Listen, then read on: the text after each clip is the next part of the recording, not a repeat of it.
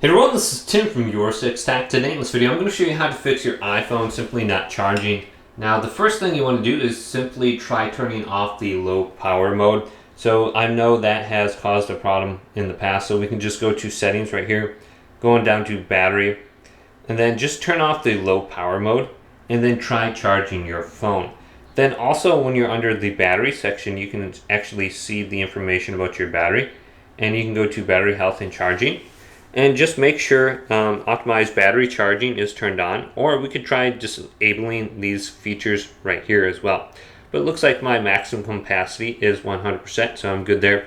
Now another thing that we want to do is force restart our iPhone. So press up, down on the volume button, and then hold down the power button. So up, down, hold down the power button, and just force a restart on our iPhone. So there could be some sort of software issue or glitch that's happening, and just restarting it could help.